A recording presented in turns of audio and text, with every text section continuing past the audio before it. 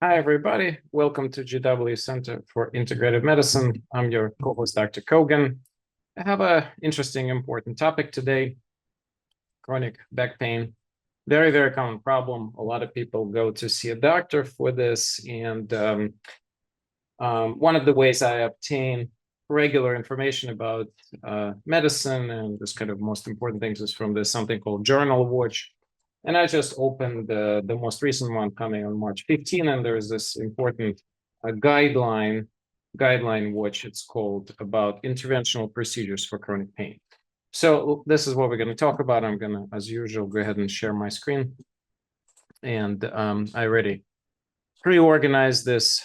So as you're going to see in a second, what we're going to do is I'm going to show you this article first, and then we're going to talk about specifics. So, well, why is this so important? Well, spinal procedures are extremely common.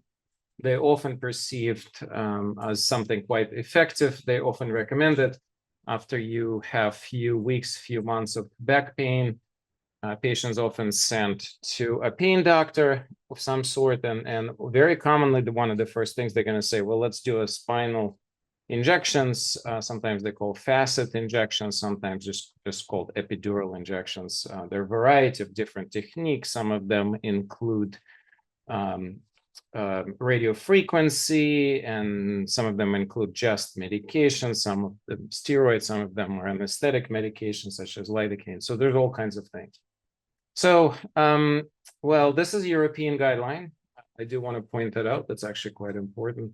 It is published in the best European journal of medicine called British Medical Journal. Probably sort of, some people would arguably say it's kind of similar to our JAMA, Journal of American Medical Association. So it's titled Commonly Used Procedures for Non-Cancer Chronic Spine Pain, a Clinical Practice Guideline. This was published just a few weeks ago. So without further ado, what I want to do is I'm going to come to this table right here, or rather graphics, and I'm going to show you what the consensus is. This is where typically the injections are given. Now, they looked not just for the lumbar pain, which would obviously be the lower lumbar and sacroiliac levels, but they also look at the cervical spinal level, so upper neck and so upper body. So what they basically saying now, they strongly recommending against all or nearly all well-informed people would likely not want such intervention. Such intervention should therefore not be offered outside of clinical trial. And here's the list of what should not be offered. Epidural injections of local anesthetic, steroids, or other combinations, joint radiofrequency ablation with or without joint targeted injections of local anesthetic and steroids, intramuscular injections of local anesthetic with or without steroids. So sometimes this is called prolotherapy, or well, sometimes they're just called trigger point injections, etc. Now, for chronic radicular spinal pain, so the lower level, dorsal root ganglion radiotherapy with or without epidural injection or of local anesthetic or local anesthetic and steroids is not recommended, and epidural injections of local anesthetic, steroids, or their combination. So basically, a lot of things are not recommended. So as you can see, they're showing in a picture where each injections can go. So I guess the question is, well, what do they recommend? Or rather, well, if they don't recommend any of these interventions, if you go to a regular chronic pain doctor, what would you expect? Well, obviously, they recommend that physician has a close discussion with the patient and decide what's important. I think in real practice, we do think that a lot of patients can periodically benefit from these injections. But in controlled trials, basically what often is found that unfortunately all these interventions have a very short-lived effect. They're highly expensive. They cost, they're very expensive. And even if your insurance pays for them, it doesn't mean that they're cheap.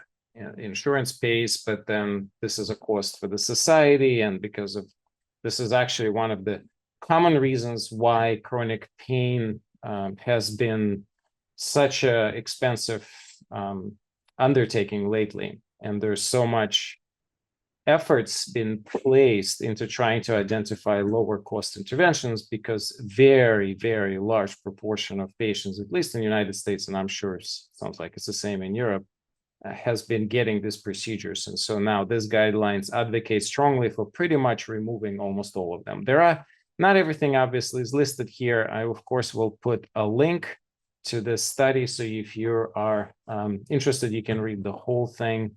I do want to point out that it's not only all costs. Now they are putting cost and access the top reason, but look at also side effects. Interventional procedures may be associated with a small risk of moderate to serious harm, such as deep infections, temporary altered level of consciousness. Interventional procedures may be associated with a very small risk of catastrophic harm, such as paralysis and death following epidural steroid injections. Of course, this is quite rare, but nonetheless, this do happen, so they need to be acknowledged.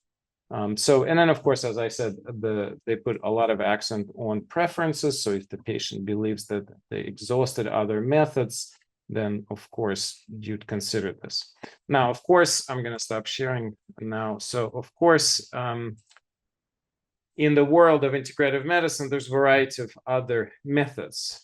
Acupuncture, of course, is effective for low back pain and is becoming a standard of care. There's multiple other modalities. I'm going to mention just some. Of course, the yoga and exercise are probably a first line. Tai Chi, I would also put together with all those exercises. Alexander technique, those of you who've been following my work know that I love this intervention. Actually, I just recently published an article about this, and with Anya Foreman, who's the Alexander technique practitioner, and she's been on our YouTube channel before. So I'll make sure that I put the link to the publication in the description. So Alexander technique, I highly recommend it. If you have done Pilates and they help, that's wonderful. You can also find a really good Pilates instructor. And in the next couple of weeks, we will be meeting with Linda Taylor. It's our newest practitioner, who is one of our affiliates now. Her clinic is in Alexandria, but she is part of our clinic now. And she does the one-on-one Pilates with a special equipment. So I'll make sure that we will make a full video in her studio talking about how this can be done and what is the benefits of much more sophisticated level of Pilates. And I've been kind of discovering Pilates for myself. Me and my older son, Peter, has been getting Pilates from Linda and seeing some really significant improvements, not just in the pain, but also in how our bodies feel, and in my case, also performance, which is important. So it actually helps me to activate some of my muscles for my skiing. So other techniques and other modalities, of course, mind-body is critical. Managing pain or perception of pain or pain experience can be dramatically improved by a variety of mind-body techniques. Of course, those of you who've been following us know that we are still offering John Sarno's methods in our clinic. And Dr. Andreas Siegel has been on our podcast, and you can also look at the podcast. I will, of course, put the link to it in the description. So other methods, different vitamins and herbs, for sure. Of course, medical cannabis is really good for chronic pain of any kind, and low back pain is not any different. Magnesium can be very helpful for any kind of pain, again, for the back pain as well. I'll make sure that I'll list a lot of the things that I just mentioned in the link in the description of the video. And I hope you all have a good day, and we will be returning to our regular cadence. I have, since my race at the end of February, and also a conference in Seattle, I have slowed down the videos, but we're going to be catching up, going back to at least once a week. So we'll see you soon. Again, if you do have a chronic pain, and you should be talking to your pain doctor about this guidelines, whether or not they will be affecting your care, and particularly if you're already contemplating whether you should be doing this expensive complex procedures of injections, you may want to show this data to your doctor and also review it for yourself in more details than in this short video. Have a wonderful day. We'll see you soon. All the best to you. Take care.